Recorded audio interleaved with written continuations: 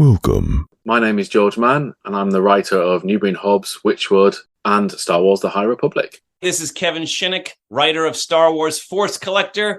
I'm Cavan Scott, one of the story architects of Star Wars The High Republic. This is Dominic Pace, who plays Gekko the Bounty Hunter from The Mandalorian. Hi, I'm Claudia Gray. I write Star Wars books. And you're listening. And you are listening. And you are listening to Star Wars Comics in Canon. The Force is strong with this one.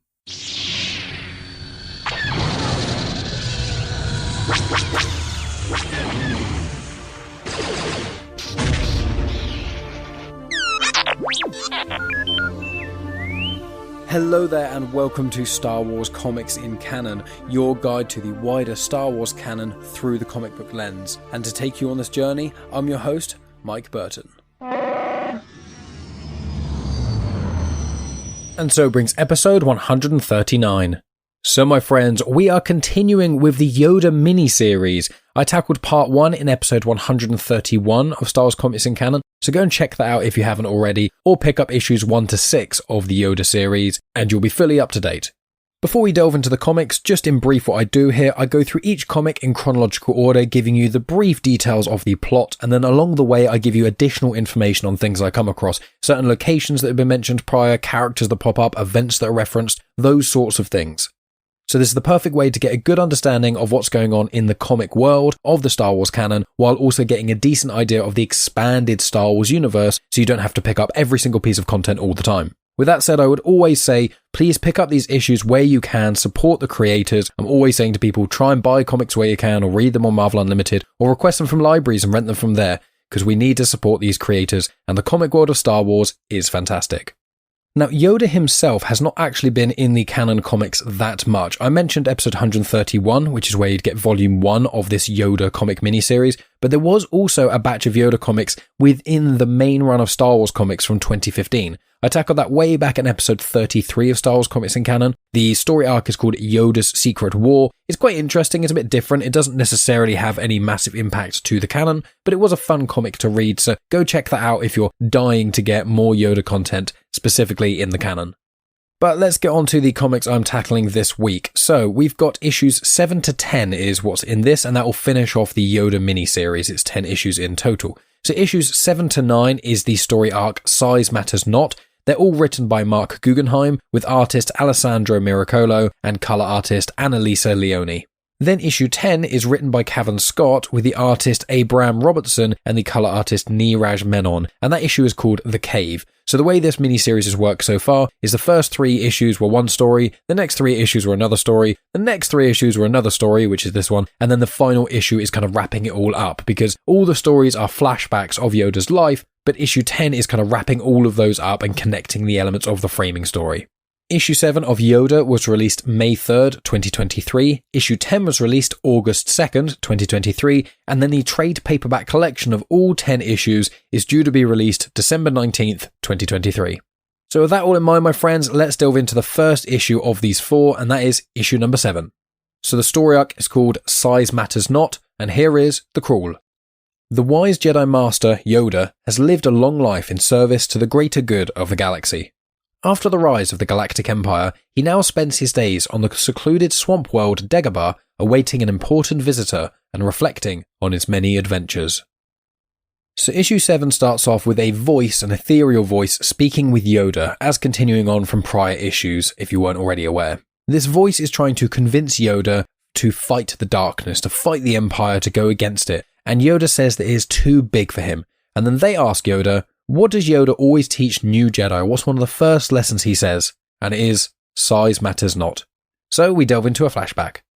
So it starts off on the Ring of Kafrene, where Yoda, who is undercover, pays for information. The information he buys is that separatists are creating a weapon called Operation Titan. Yoda then returns to Coruscant and then speaks with the Jedi Council. Now, Yoda's disguise was actually him in a cloak stood on top of an astromech droid, so it's quite interesting there, quite fun to see. But the Ring of Kafrene is something I wanted to mention because I recognised it, and I looked a little bit deeper, and it is a mining colony that we actually see at the very start of Rogue One. It's actually where Cassian Andor is told about the Death Star by Tivik, who's the guy with the bad arm, and then Andor has to kill him so that he can escape. So obviously it's in Rogue One. It's also mentioned in a couple of comics here and there, but Rogue One is the place you would have seen the Ring of Kafrene. So Yoda speaks to the Jedi Council, and they're kind of unsure on the validity of this rumor and things, but Yoda says, look, I've used this source before, he's never been wrong in the past. And then Obi-Wan, who at this point is on the Jedi Council, notes that Anakin recently confiscated a separatist frigate, and so they tell Anakin to check the databanks, and Yoda's going to go and meet Anakin. So to clarify, this whole era is set during the Clone Wars, so this is after Attack of the Clones, it's before Revenge of the Sith. There's no mention of Ahsoka at all in this, so I'm not sure if this is after Season 5 of the Clone Wars, which is in the kind of last year of the Clone Wars, or if it's right at the very start of the Clone Wars, before the events of the Clone Wars movie. It's not specifically relevant, but I thought I'd mention that. So later in the story, Yoda gets on board to this separatist frigate and speaks with Anakin, and there is mention of Operation Titan, but 2 different planets are alluded to, however only one of them is actually named, and that is Athenium. Now, Athenium is not mentioned elsewhere in the canon or legends as far as I can see. So Yoda and Anakin go to Athenium. They land, but they don't have very long before they're going to be discovered. So Yoda says that he's going to have to be a bit stealthy. So he climbs through some air vents and those sorts of things, and then he sees General Grievous is speaking to a droid. They eventually leave where they are, so Yoda goes down to where they were and then checks the databanks. So we don't actually get much about Grievous in comics that often. Now, obviously, we get a huge amount of information about him in the Clone Wars animated series, and obviously I know in Star Wars Legends there's quite a few Clone Wars era comics that delve into Grievous a bit more, but I'm going to give you a bit more information on him in the canon. So Grievous was a member of the Kaleesh species, but he is all cybernetic now apart from organs, his eyes and heart and brain, those sorts of things, and it seems that he did voluntarily go through the cybernetics over time. He was born Quaiman J. Shalil, and he was this warlord who's fighting for his Kaleesh species. He was leading his people to push some insect species from his planet just completely out, the planet called Kali. Now that was until the Republic heard about it, and the army of the Republic and the Jedi then intervened and stopped him and the rest of his people, seemingly exterminating this entire race of people from their planet.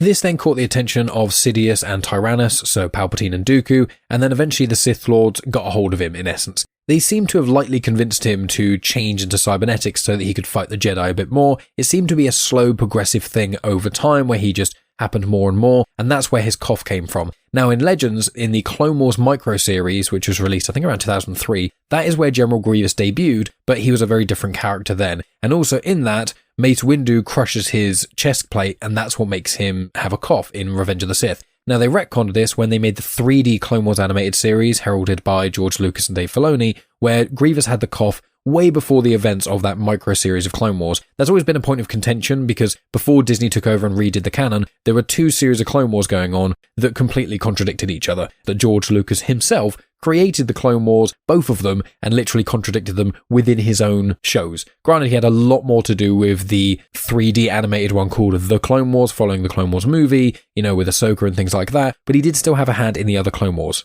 And I would recommend that if anyone wants to hear a little bit more about General Grievous in the canon, you can check out the Clone Wars, obviously, but specifically in Season 1, I think it's Episode 5 or 6, around that mark, it might be Episode 7, there's an episode called The Lair of Grievous, and it goes into Grievous's lair, and you do get a bit more information about him from there, and you get to kind of see a statue of what he looks like before all the cybernetics and things, so it's quite an interesting episode, and I'd say it's not only one of the best episodes in Series 1, I think it's one of the best one-off episodes in all of the Clone Wars. It is fantastic. But if you want to wait a little bit, in 2024, myself, Dave and Mav are going to be doing the Clone Wars Conversations. And that's going to be us going through every single episode of the Clone Wars. Essentially, we'll be grouping them together in seasons or half seasons. We're aiming to release an episode every month in 2024 about the Clone Wars. So it's going to be the Clone Wars movie and then spanning across all of the seasons. And we will inevitably talk about the Lair of Grievous episode in Series 1 because it is a big highlight. But that should be out next year. It will be on the podcast feed of Comics in Motion, but it will also be on my YouTube channel, youtube.com/genuine Chit-Chat. So go subscribe to that if you haven't already, and make sure to check out Rebels Reviewed, where myself, Matt and Dave went through all 4 seasons of Star Wars Rebels. But anyway, back to the story. After Yoda reads what was on that computer screen, he is shocked by what he sees, but then General Grievous hears what's going on and goes back into the room and confronts Yoda. So we get to see Yoda and Grievous fight. There's some very, very cool artwork, very cool action scenes, but Yoda quite easily beats Grievous. He's like jumping all over the place. Grievous can't really hit him. Yoda's getting like the odd hit in here and there, but nothing fatal or major. And then some battle droids come in and start firing, and Yoda escapes out. But as he escapes, he yanks one of Grievous's lightsabers from his grasp and leaves. He manages to get back to Anakin and the clones that were with them, and then leaves the planet. He then speaks with Anakin and notes that Operation Titan is about droids being made, some new droids. These new droids are going to be 4 times taller than humans, and they're going to be called Mega Droids, a very original name there. But they're being built on the planet of Galatha. It's Golatha, so Galatha. And so obviously, they must stop them. So that's where issue number 7 ends, so we move on to issue number 8. So issue 8 kicks off with Yoda and Anakin reporting to the Jedi Council, and they say that they're going to take a clone squadron to attack this small planet in the Outer Rim, Galatha or Galatha, whatever it's called. Also, that planet is not shown anywhere else in the canon that I can see, but it is hidden in a nebula in the Outer Rim. So Yoda and Anakin and the clones go to this planet. They do have a location noted of where this factory should be, but they can't see it using monoculars, so they decide that it might be inside a valley, it might even be underground. So they go there with the clones. It turns out to be an ambush in this valley, and all of the clones around them just are getting gunned down from shots everywhere, but they can't see where any of the droids are. So Yoda heads to where the shots are coming from, while Anakin stays behind and is deflecting blaster bolts and things, and Yoda does manage to find a droid, destroys it, and finds all the other droids in the area. He then comes back up to the clearing, and the only person who is left is Anakin. All the clones have been killed. So Yoda and Anakin decide they still need to keep on going, and they try and find the hatch to get into this factory, in which they do. So they then head down this hatch, and I want to note that there is a bit of banter going on between Yoda and Anakin. It's quite entertaining. The dialogue in these 3 issues have been really, really good between Anakin and Yoda. Like, it starts off with Anakin kind of mimicking Yoda and mocking him, and Yoda's like, I don't sound like that. And then Yoda then mimics and mocks Anakin, and Anakin's like, actually, that was a pretty good impression of me. And then Anakin does another impression of Yoda again. So there's like this banter back and forth, because Yoda is actually quite cheeky. We get to see it a little bit in the Clone Wars, but a lot of the time in the movies, he's just not really seen as this funny, silly old guy. And he does have a lot of humour to him. There is another point in which Yoda tells Anakin to proceed with caution, and Anakin says, I always do that. And Yoda's like, not from my perspective. That is not the case. So it's just lots of little back and forth, little digs at each other, but it's from respect. So back to the story, Yoda and Anakin are going through the facility, they're killing droids along the way, but aren't really having too many issues. Yoda notes that he has 8 thermal detonators, and they can use those to destroy the facility. They eventually get to this giant room that has this massive production line, and they realise that they can take out everything in there and the whole factory by destroying one specific column that is the weight-bearing one. So they set the charges and then escape. They manage to get away from the area. There's then a massive explosion, but it looks like something flies out, and it is noted that one of the prototypes for these mega droids survived. It flies out of the explosion and it lands right in front of Yoda and Anakin, and that is where issue 8 ends. So we move on to the penultimate issue of this episode, which is the last issue of this specific story arc, Size Matters Not. So Yoda and Anakin are kind of bickering about the size of this droid mattering. You know, Yoda obviously says size matters not, and Anakin's like, I think in this scenario, size does matter. This thing is absolutely gigantic. Yoda notes that size is actually just a concept, and it's all about perspective. You know, from an ant to an elephant, he doesn't say this specifically, uses Star Wars examples, but you know, from an ant to an elephant, the difference in size is massive, but then from an elephant to like a mountain, that size is again different. So it's all about perspective of who's doing the sizing up in essence. But Yoda and Anakin are trying to destroy this droid in the meantime. They're trying to attack it with their lightsabers, but the lightsabers don't seem to be damaging it at all. It seems like there is a huge, thick layer of Durasteel that's a shell throughout the whole of the droid. Anakin has never seen Durasteel this strong or this impenetrable, and no matter what Yoda and Anakin are doing, it's just seemingly invulnerable to standard lightsaber attacks. Yoda then asks Anakin to try and distract the droid as Yoda climbs across it, and then finds a hatch on the back of the droid, opens it up, and goes inside. Anakin calls out and says don't get trapped, and then as soon as Yoda's inside, the hatch then seals and will not open again. The arms of the droid then turn into sort of thrusters, and the droid starts to fly up out of the atmosphere into space. Yoda then starts to slash and destroy the insides of this mega droid because on the inside, things are not covered by a Durasteel coat. The droid then stops flying around in space and just starts to float somewhat aimlessly, but is becoming freezing cold inside the droid. And Yoda is not only losing air, but is slowly freezing to death. He does know he is ready to embrace death with serenity, closes his eyes, and starts to meditate. But then his comm buzzes, and Anakin speaks to him. Anakin is in his ship, and is flying towards Yoda, but asks for help to try and stop this droid that's kind of spinning out. He wants to do this so that his fighter can then align with the connection hatch, and he can help Yoda get out. Yoda says that he can't because he is too weak, and says that Anakin must be the one to do it. While this is happening, they are starting to go through what looks like an ice or a comet storm as well, which is making things even more complicated. Anakin does manage to use the Force to line the droid up with the ship and then gets his fighter near enough to the hatch. He then tells Yoda to try and cut a hole from the inside of the droid out because the inside hasn't got the Durasteel layer on it, so he should be able to get through the shell itself. Yoda does manage to do this, he cuts a circle out and then uses the Force to push it out and kind of jumps out just into space. Anakin does manage to catch him in his ship, closes it, and then flies off. It then shows a little bit later that Yoda has been wounded by the cold and the oxygen deprivation, but he is okay. He's hooked up to a few medical machines on Coruscant, but he is okay. Anakin then talks to Yoda, and Yoda notes that the Republic are examining the Mega Droid just in case one crops up again, but also it seems like the amount of time it would take to rebuild the factory would be years, so for the time being, they're okay. Anakin then says to Yoda that surely Yoda could have rotated the Mega Droid, and that Anakin didn't have to be the one to do it, and Yoda said he will never tell. That's the end of that kind of story, so we go into the framing story, still within issue number 9, on Dagobah. The voice that has been trying to speak with Yoda over the previous 9 issues is Obi-Wan. Yoda's been avoiding Obi-Wan and trying to ignore his voice and things, and Yoda notes the reason for this is because he failed to stop Palpatine, he failed to see the plot. Yoda was the Grand Master of the Jedi Order, he should have seen what Palpatine was up to, should have seen the rise of the Empire coming, should have seen what was going on with the Clone Wars, but he didn't. He failed, and so the galaxy is actually better off without Yoda, and that is where issue 9 ends. So my friends, we move on to issue number 10, and that is called The Cave, and it's all set on Dagobah. So it starts off with a very brief flashback. We've got Yoda is talking to Bree, who is the young Scalvi who is from the first 3 issues of this Yoda arc. Bree says to Yoda that he is never too old to learn, and then Bree turns into a young Anakin. A zombie Qui-Gon then comes out and then starts to attack Yoda, and then Yoda wakes up. Clearly it was just a dream. So Force Ghost Obi-Wan is trying to talk to Yoda once again, saying, oh, you're having bad dreams again, and Yoda is just like walking away from Obi-Wan, barely talking to him at all. Yoda says that he needs to go and find some herbs for his soup, and that reminds Obi-Wan of the times where Yoda used to make pastries for the younglings. Now we actually get to see this in the High Republic Adventures comics, specifically Phase 1, so I think they were released by IDW Publishing, written by Daniel Jose Older. There's a few issues where you get to see Yoda doing this, but there's also the Galactic Bake Off special, which is a fun little one-shot comic, and I actually tackled that in episode 93 of Star Wars Comics in Canon, so if you want to hear a little bit more about Yoda cooking and a few other members of the High Republic Jedi cooking as well, and baking and making things, go check that out.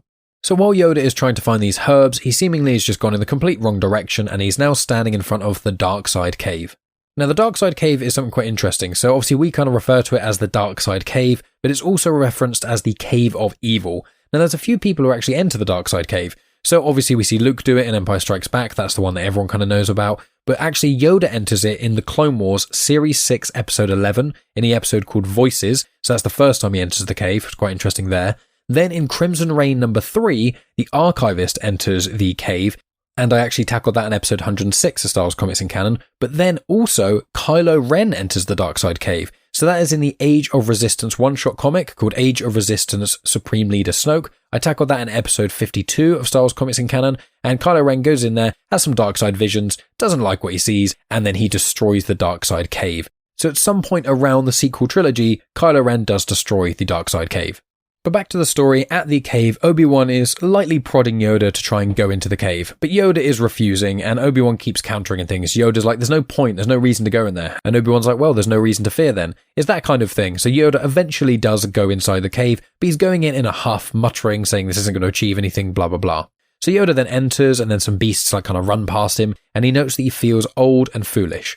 He then sees Dooku, who questions why Yoda didn't take his lightsaber away from him when he left the Jedi Order, and then why Yoda continually let Dooku into the Jedi Temple at will, even though he'd left the Jedi Order, questioning, did you not see what I was doing? Which is clearly referencing what we saw in the Tales of the Jedi. Speaking of the Tales of the Jedi animated miniseries, Yoda then sees Yaddle's corpse and realizes it was Dooku that killed her, and he asks Dooku why, and Dooku mentions it's because Yoda let him.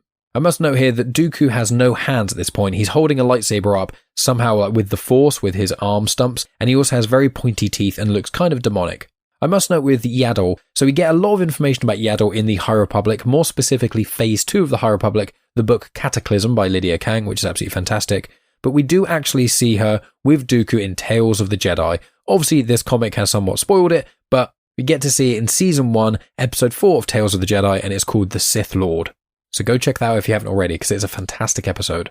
While Yoda is then trying to fend off Dooku, he then sees Keeve Trennis and asks her for help, but then she says that he walked away from her when she needed him. Now, Keeve Trennis is the main character in the High Republic Marvel comics from Phase 1 and Phase 3. She's a character created by Cavan Scott, and she is part of the Lost 20, first mentioned in Dooku Jedi Lost, which was also written by Cavan Scott. So the Lost 20 are 20 Jedi Masters who left the Jedi Order on good terms with the Jedi and just left to do their own thing. We don't really know many of them. I think there's only about 3 or 4 names that have actually been revealed, one of which was Master Trennis, which has been confirmed as Keeve Trennis, another one was Dooku, and then the remaining ones I'm sure we'll find out at some point in the future, because Cavan Scott especially is very intrigued by the idea of the Lost 20.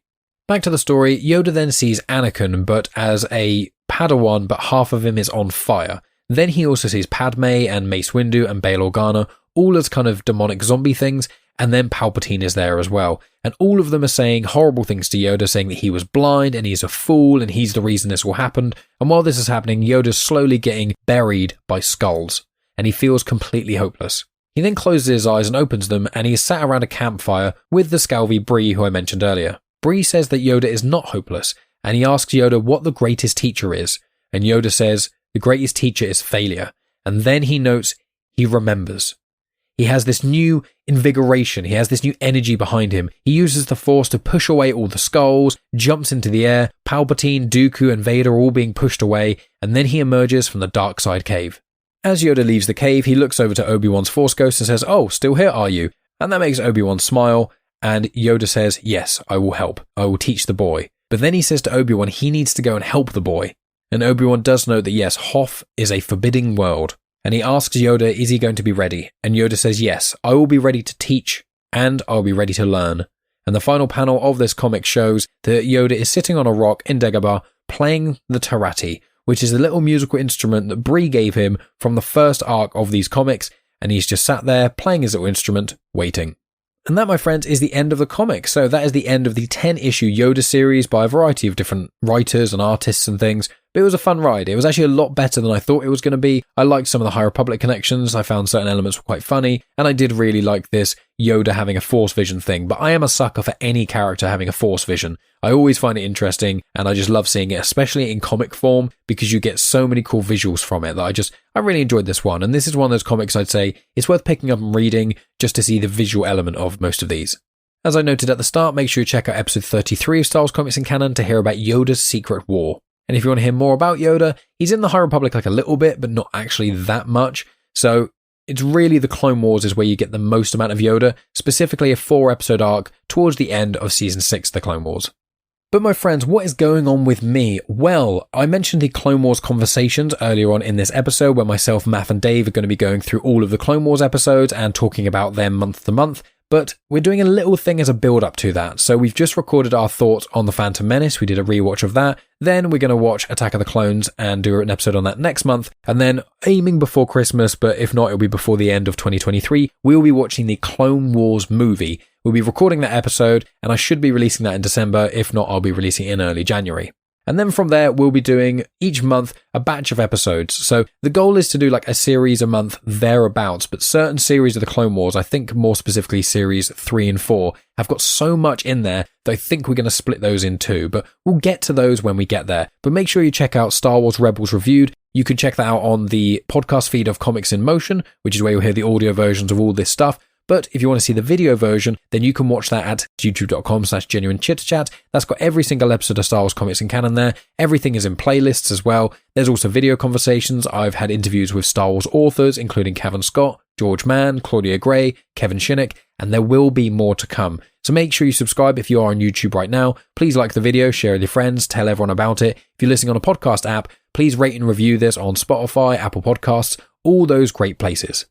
In addition to that, what have we got coming up next week? Well, I was thinking about finishing off the Star Wars comics that I started last week. So that's going to be a batch of the Star Wars 2020 run of comics. That is going to be issues 34, 35, and 36 of Star Wars 2020, written by Charles Soule, and it's a really, really good batch of episodes. It's all about Luke getting his kyber crystal, so it's very, very intriguing. There's a very cool Force vision thing in there that connects with the 2017 Vader comics, which everyone knows I absolutely adore those comics, so it's a very exciting time. I'm very excited to go back and read those and find out lots of the little connections and things there. So that's what you can expect next week. And then what I'm doing is every other week I'm continuing with an ongoing series as we get nearer to Dark Droids, and every other week I am tackling a mini-series. So yeah, next week should be Star Wars. The week after that will be a mini-series. It might be Clone Wars Battle Tales. It might be Sana Starros Family Matters, or it might be something else. Then I'll go back to one of the ongoing series, Darth Vader, Bounty Hunters, or Dr. Aphra. And then I'll go back to the mini-series, back and forth. And then we'll be tackling the Dark Droids crossover event as we get there.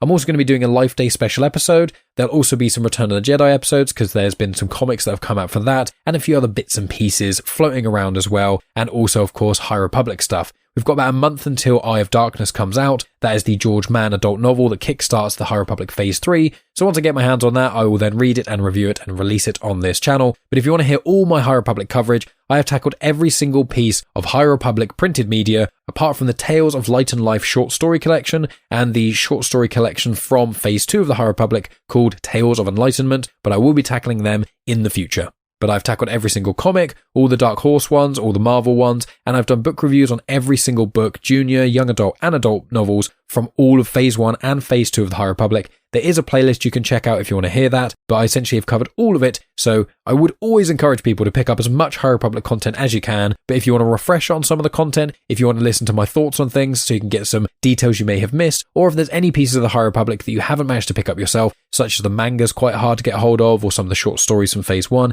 anything like that, or even the junior novels, if you haven't read those, I would recommend them. But even if you haven't read those, you can listen to my episodes and it will give you a good understanding of what's going on in the High Republic without you having to pick up every single piece of content. But I think that nears the end of the episode, my friends. Just make sure you follow me on social media at Genuine Chit-Chat on Instagram, Twitter, /X, and Facebook. I'm also on TikTok, but I rarely release stuff on there. It's normally like snippets from Genuine Chit-Chat and the occasional video from Willow, which is my dog. And just, rate, review, share with your friends, tell people all about the show. Please subscribe on youtube.com/Genuine Chit-Chat so you can keep up to date with all my Star Wars centric content, because everything does get released on my YouTube channel. And thank you so much for listening as always, my friends. I'll speak to you next week with the Star Wars ongoing series, continuation of that. At some point, the Phantom Menace discussion will be out. And then obviously make sure you follow Comics in Motion on any podcast app, as well as this feed of Star Wars Comics in Canon on any app, and youtube.com/Genuine Chit-Chat. And then you will not miss the future episodes to do with Star Wars. But friends, thanks again. I'll talk to you next week. And of course, may the Force be with you.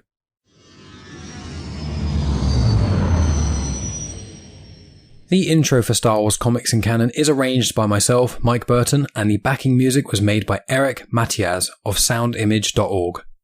You have just experienced host, creator, everything elser of Genuine Chit-Chat, and also the host and creator of Star Wars Comics in Canon, found on the Comics in Motion podcast, Mike Burton.